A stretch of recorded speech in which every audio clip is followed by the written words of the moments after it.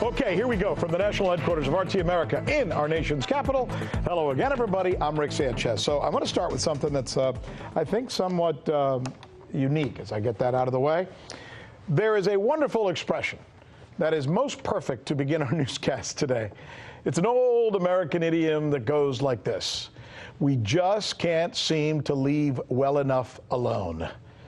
What is well enough that we can't seem to leave alone these days? And by we, I'm referring to us, America, right? The answer to that is best captured last night. I don't know if you watched last night. I'm sure you did, because I know most of you watch us every night, which we appreciate. So we had our guest on the air, John Jordan, right?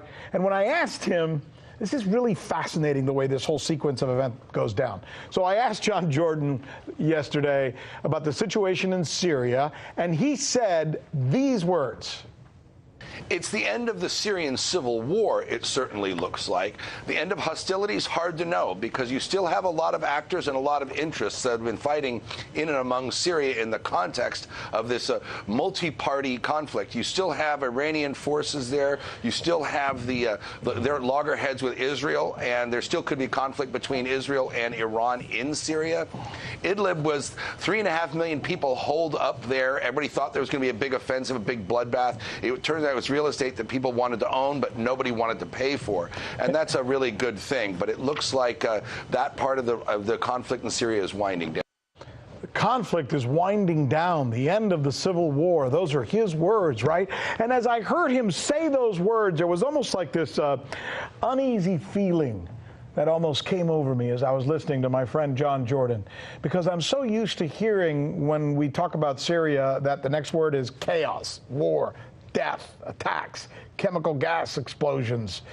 So when I heard him say that, hostilities in Syria seem to be coming to an end, the civil war may be over, I thought it sounded almost weird. And I actually thought to myself that I wish he had not said it.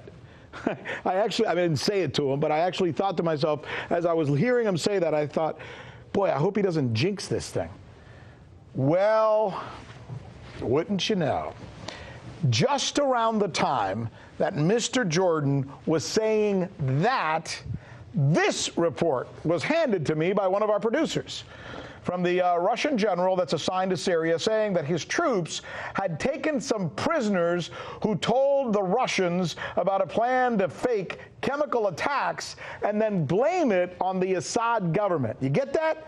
That there's already a plan to fake chemical attack and blame it on Assad. Why? Well, let me continue, because this gets even more curious. Almost as if on cue, we then monitored this report that came in lickety-split from CNN, quoting a State Department warning about the fact that Assad was about to or has already used chemical weapons in recent days. So here you have the United States of America saying, oh no, not so fast there, John Jordan. You know what? Nope, chemical weapons scare again. So it's hard not to ask the following question, right? It's what we do, we ask questions, right? Is this about sabotaging peace? Is there really a chemical attack? Is there proof that one is imminent? And if that's the case, where's the proof? Do we take the State Department at its word without questioning? And here's maybe the most important part of this when it comes to the questions that we need to ask. What is their track record with this type of thing?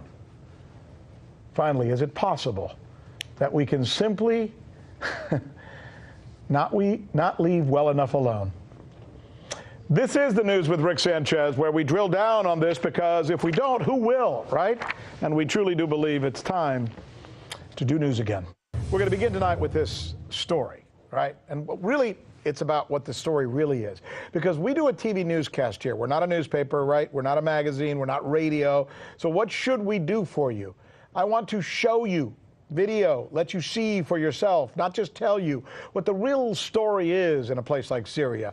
In this era where we're going through stories half the time discussed as processes instead of facts, politics instead of what's actually happening on the ground, I want you to know that for the people of the country, The people in Syria, it's not a process, it's not politics for them. You know what this is? When you got a bomb staring down at you in the middle of the night, this is life and death. Watch.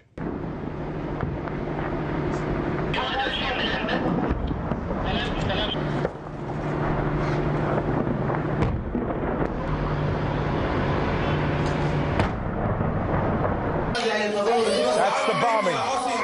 These are the children. This is the reality of what is going on in Syria. And it's tough to watch. It's been tough for the whole world to watch for years now. But there it is. And the pictures tell the story. Imagine living in that. That is the reality of Syria.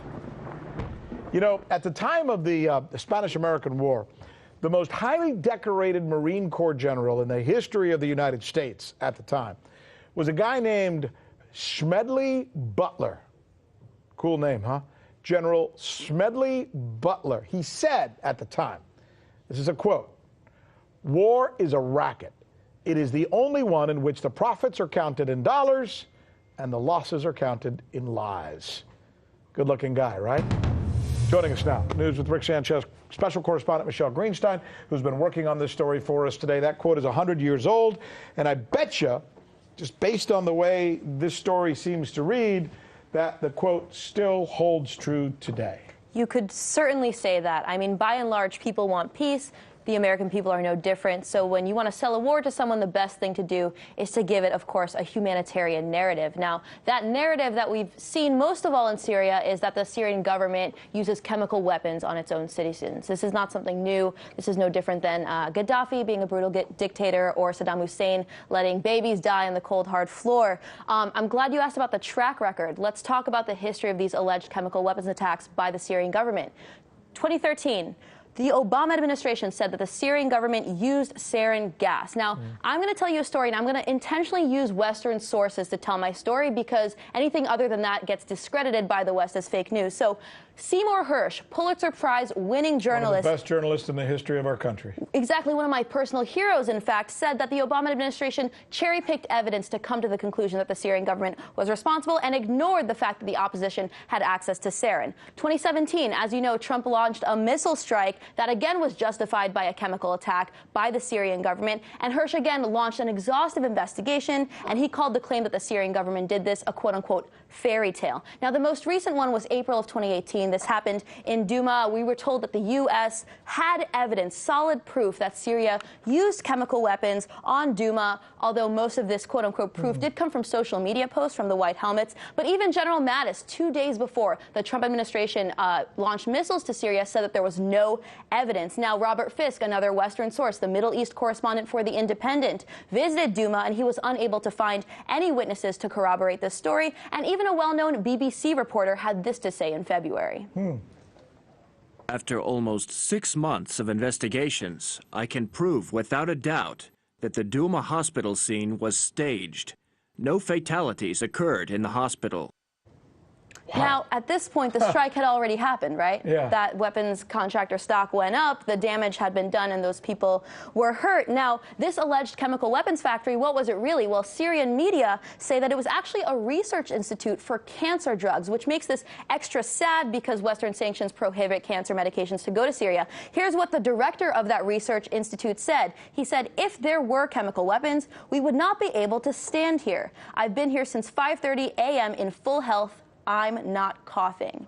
Now, I'm sure you're wondering that the OPCW actually concluded this past March that the Syrian government was responsible for Duma. So what's up with that, right? The OPCW said that cylinders with chlorine had passed through the ceiling into facilities, and that, of course, backs the claim that the government was responsible because this was a rebel-held town, so it must have come from the air. But just this week, a leaked memo actually from OPCW engineers calls that assessment into question. Let's take a listen. There's a higher probability that both cylinders were manually placed at those two locations rather than being delivered from aircraft. So according to this memo, the people on the ground, the opposition, was responsible, which is the opposite conclusion of the official OPCW report. So why the conflict? I mean, we don't really know, but it's possible that there was, of course, political pressure. So what I'm getting from you, and I think as people listen to this, and I know it's a little bit of a long litany with a lot of incidents, and we certainly appreciate your thoroughness on this, is that whenever we see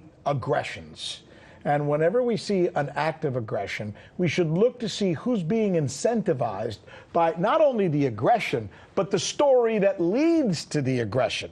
Yes. And in this case, if we ask questions, we're left going, who's making money here? Well, I'll say this, incentives. Who does this hurt when the Syrian government, launches chemical attacks onto its own people? It hurts Syria. It invites strikes from the West. Who does it help? It helps the U.S., it helps Israel, it helps those who want to overthrow the Syrian government. And the big corporations who make money on the weapons that are Who have used. Huge partnerships with our government representatives. And these are Absolutely. simply questions that need to be asked. It's why we do it, and we wish others would join us in doing the same thing.